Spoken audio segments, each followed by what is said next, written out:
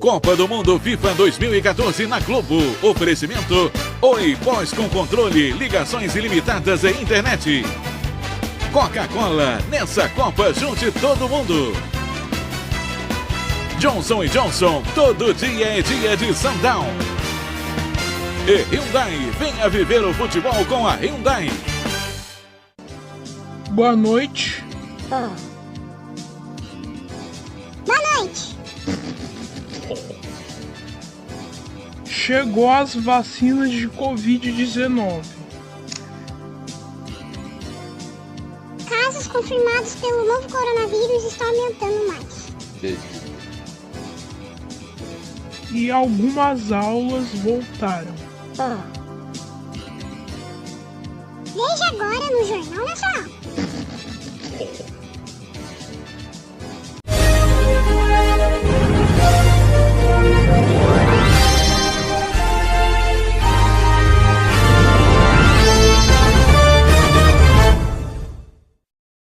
Boa noite.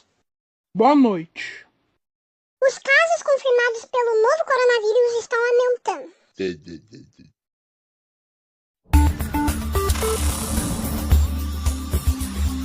Nesta sexta-feira, 3 de julho, de acordo com o Conselho Nacional de Secretários de Saúde, o Brasil registrou cerca de 42 mil novos casos confirmados do novo coronavírus e 1.290 mortes pela doença, acumulando um total de quase 1.540.000 infectados e 63 mil óbitos. Hoje, a revista Veja mapeou como está a situação de cada estado em relação à pandemia, e cada um deles mostrou um resultado diferente. Olhando o Brasil como um todo, o número de casos saltou 15% na comparação com a semana passada. Em compensação, o número de mortes diminuiu 6,1%.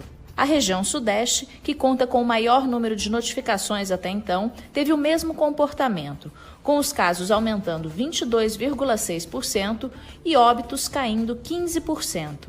Já a região Norte, que inclui o Amazonas, o estado que vivenciou uma das crises de saúde mais sérias até agora, teve queda considerável tanto no número de novos casos como no número de mortes. Nas demais regiões, as curvas seguem em ascensão. No Nordeste, o número de casos saltou 20,3% e o de mortes 5,8%. No Centro-Oeste, as notificações subiram 23,3% e os óbitos 16,3%. A região Sul é onde a doença mais avança. O número de contaminados subiu 39,1% e de vítimas fatais 27,1%. Os estados e regiões se encontram em diferentes períodos da pandemia. Enquanto uma quarentena mais severa começou no Paraná nesta semana, ontem as ruas do bairro do Leblon, na capital do Rio de Janeiro, ficaram lotadas no primeiro dia de reabertura de bares e restaurantes, o que dividiu a opinião pública. Na próxima segunda, é a vez da cidade de São Paulo liberar o funcionamento de restaurantes, bares e salões de beleza. Hoje, o governador João Dória anunciou que teatros e cinemas poderão voltar a funcionar, ao que tudo indica, já no fim deste mês.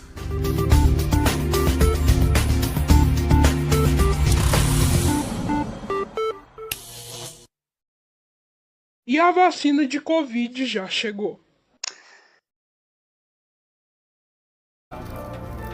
Vacinas para combater a infecção e tratamentos para curar quem já está com a doença, feitos à base de anticorpos humanos, selecionados e clonados em laboratório.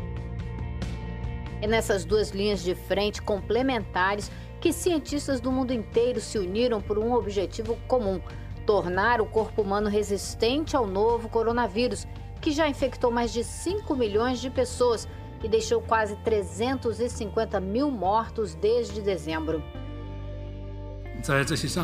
Na sexta-feira, a China anunciou que uma vacina do Instituto de Biotecnologia de Pequim, que começou a ser testada em abril em 108 voluntários saudáveis, gerou uma resposta imune mesmo em doses baixas.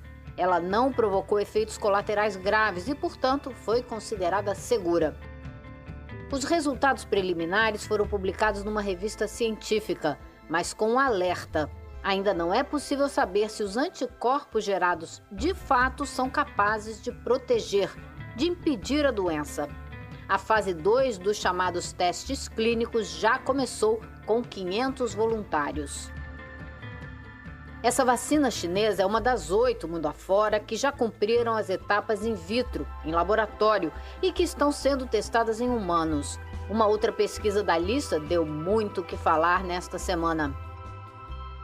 Aqui nos Estados Unidos, a Bolsa de Valores disparou depois que uma empresa de biotecnologia chamada Moderna anunciou 8 voluntários que receberam uma vacina experimental também produziram anticorpos e não ficaram doentes. A empresa foi a primeira nos Estados Unidos a testar voluntários. Ao todo, 45 pessoas tomaram 2 doses da vacina, uma em março, outra em abril. Depois da euforia inicial, surgiram dúvidas a respeito do anúncio da Moderna. A empresa não disse nada a respeito dos outros 37 voluntários que tomaram a vacina. Será que eles não produziram anticorpos ou os resultados não ficaram prontos ainda? Como o estudo não foi publicado, as perguntas permanecem sem resposta. Mas a vacina é inovadora, utiliza uma técnica inédita. Em laboratório, cientistas copiaram o chamado RNA mensageiro do vírus, ou seja, a molécula que funciona como molde na produção das proteínas que o vírus usa para se ligar e invadir nossas células. Injetada numa pessoa, essa molécula faz com que células específicas do corpo humano comecem a produzir as proteínas do vírus, que então ensinam o nosso sistema de defesa a reconhecer e combater o invasor. A pesquisa foi feita em parceria com o Instituto Nacional de Saúde do governo federal americano, que ainda não se manifestou. Essa é a grande aposta local do presidente Trump para livrar os Estados Unidos da Covid-19. Mas o governo americano preferiu não arriscar. Já pagou o equivalente a 7 bilhões de reais para garantir o recebimento de 400 milhões de doses de uma vacina que também está em fase de teste na Inglaterra. Ela foi desenvolvida pela Universidade de Oxford e está sendo testada pela farmacêutica AstraZeneca, que ficará responsável pela produção em larga escala. A previsão mais otimista é de que essa vacina esteja disponível já em setembro.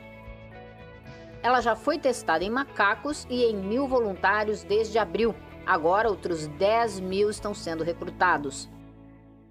A equipe de Oxford usa uma tecnologia bem diferente da americana. Na chamada vacina de vetor recombinante, o material genético do coronavírus é inserido num vírus de gripe enfraquecido, o que estimularia a formação de anticorpos. Parece promissor, como explica o Dr. Ricardo Gazinelli, presidente da Sociedade Brasileira de Imunologia e pesquisador da Fiocruz. Eles estão usando um vírus que foi tirado do chimpanzé. Então, no humano, ele não causa doença. Porque ele não tem as proteínas certas lá para causar doença no humano. Mas serve de vetor. Serve de vetor vacinal. O Dr. Ricardo também está envolvido no desenvolvimento de uma vacina 100% brasileira. Ele coordena um estudo da Universidade Federal de Minas Gerais, onde é professor. Desenvolvida em parceria com a Universidade de São Paulo, a vacina do Dr. Ricardo é parecida com a inglesa. Se tudo der certo, ela pode chegar ao mercado brasileiro no final do ano que vem, fabricada pelo Instituto Butantan de São Paulo, o maior produtor de vacinas contra a gripe na América do Sul. O prazo parece distante, mas o Dr. Ricardo alerta sobre a importância do Brasil ser autossuficiente na produção de vacinas. Isso porque a capacidade de produção em todo o mundo é limitada e os países mais ricos e desenvolvidos têm as próprias prioridades.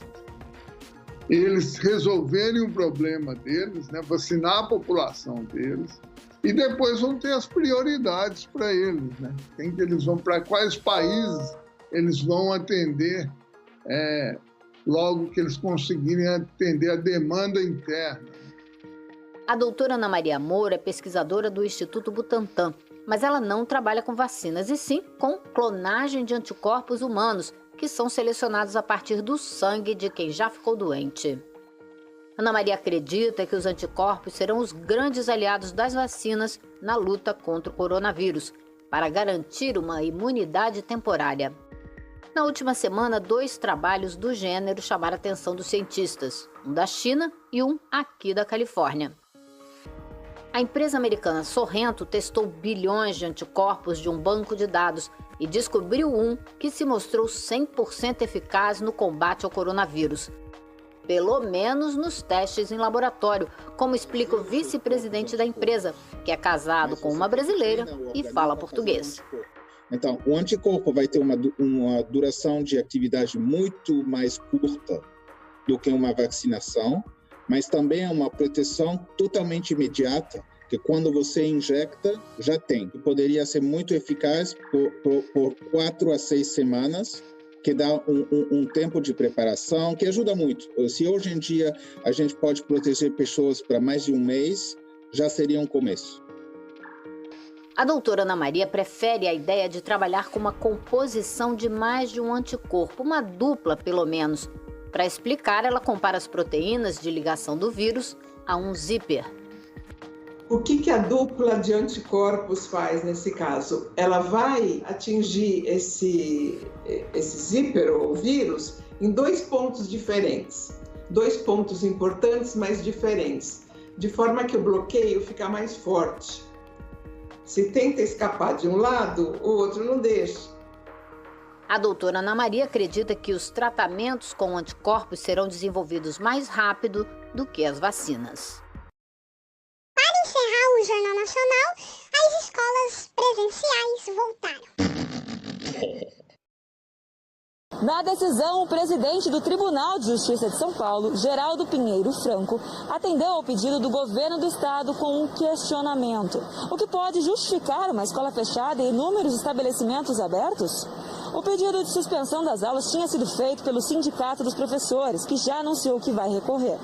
Com isso, a volta às aulas presenciais está liberada a partir de segunda-feira, com limite de 35% de alunos por sala. A nova decisão prevê também que, enquanto durar o período de emergência, o retorno às aulas vai ser facultativo, ou seja, depende dos pais ou responsáveis. No Rio, as escolas municipais se preparam para voltar no dia 24 de fevereiro. O prefeito Eduardo Paes já avisou. Elas só fecham em último caso. Se tiver que fechar alguma coisa daqui para frente, a última coisa para fechar é a escola. Vamos inverter essa lógica maluca que se inventou no Brasil, que a gente vai abrindo tudo e a escola fica fechada. A Sociedade Brasileira de Pediatria divulgou uma nota de apoio à reabertura das escolas, citando um aumento considerável dos casos de ansiedade e depressão entre as crianças.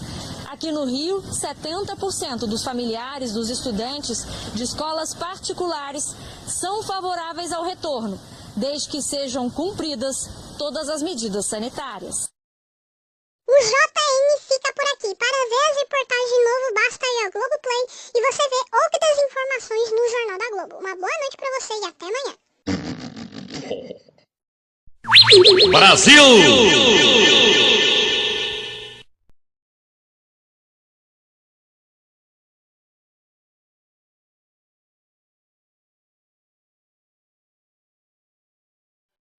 Copa do Mundo FIFA 2014 na Globo. Oferecimento Brahma. Onde for Brasil tem que ter festa. Itaú, sua torcida, isso muda o jogo. Batom, agora com mais leite. E Magazine Luiza, celulares, tablets e TVs você encontra aqui.